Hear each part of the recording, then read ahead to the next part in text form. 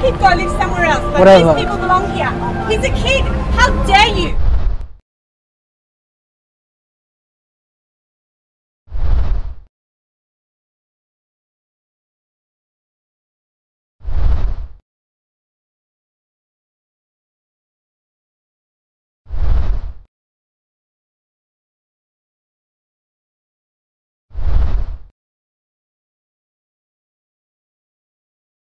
Assalamualaikum warahmatullahi wabarakatuh.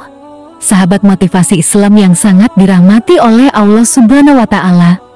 Mimin akan kupas tentang kenapa Islam dibenci negara Barat, umat Islam di Indonesia, Malaysia dan negara-negara yang notabene mayoritas Muslim mungkin tidak merasakan apa yang dialami oleh umat Islam yang berada di negara yang Muslimnya minoritas. Bagaimana sikap buruk umat lain terhadap mereka karena kebenciannya terhadap Islam. Bagaimana umat Muslim di Amerika, Belanda, Inggris dan negara-negara Eropa lain mendapatkan intimidasi, teror dan perlakuan-perlakuan buruk lain dari lingkungan sekitar. Sikap anti-Islam kadang meningkat, di lain tempat diberitakan banyak warga non-Muslim masuk Islam. Bahkan di Belanda seorang politisi yang mengkampanyekan anti-Islam berputar haluan 180 derajat untuk membela Islam dan ia sendiri mengikrarkan diri sebagai seorang Muslim. Sikap-sikap mereka yang bermula dari kebencian terhadap Islam bukan tumbuh dengan sendirinya. Ada dua hal besar yang membuat mereka benci terhadap Islam,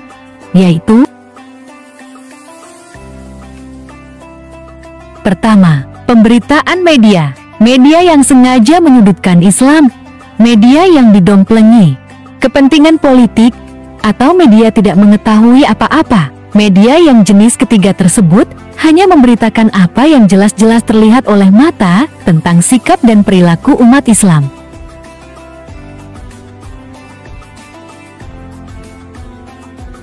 Kedua, ketidaktahuan masyarakat non-Muslim tentang Islam yang akhirnya mereka memahami Islam dari realitas sikap dan perilaku umat Islam. Sejarah menceritakan kepada kita bahwa penyebaran Islam ke timur berbeda sekali dengan penyebaran Islam ke barat. Islam ke timur umumnya disebarkan melalui perdagangan, disebarkan oleh dai melalui akhlak mereka. Hasilnya bisa tampak sampai saat ini.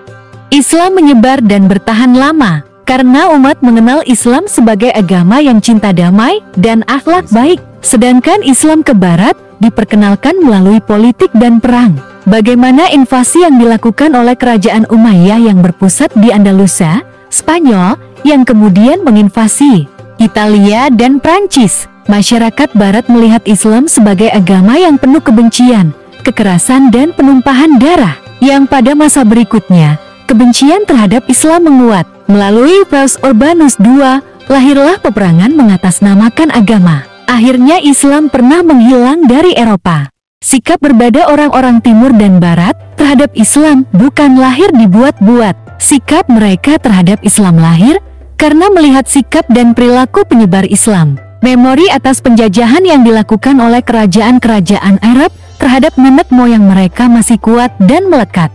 Sebagaimana memori bangsa Indonesia terhadap Belanda dan Jepang yang tidak akan pernah luntur dimakan zaman Rasulullah dalam berdakwah. Saat berdakwah di Taif, Rasulullah pernah dicaci, dihina, dilempari dengan kotoran, bahkan dilempari dengan batu, sampai beliau berlumuran darah. Jibril datang memberitahukan bahwa doanya akan didengar oleh Allah untuk menghukum warga Taif. Namun Rasulullah menjawab, walaupun mereka menolak ajaran Islam, saya berharap dengan kehendak Allah, keturunan mereka pada suatu saat nanti akan menyembah Allah dan beribadah kepadanya. Sejarah pun memberitahu kita bagaimana Rasulullah selalu datang membawa makanan untuk seorang Yahudi tua buta. Setiap kali ia menyuapi Yahudi tersebut, setiap kali itu ia dicaci dan dimaki. Sampai akhirnya Yahudi mengetahui bahwa orang yang tiap hari dihina dan caci adalah Nabi Muhammad yang mulia.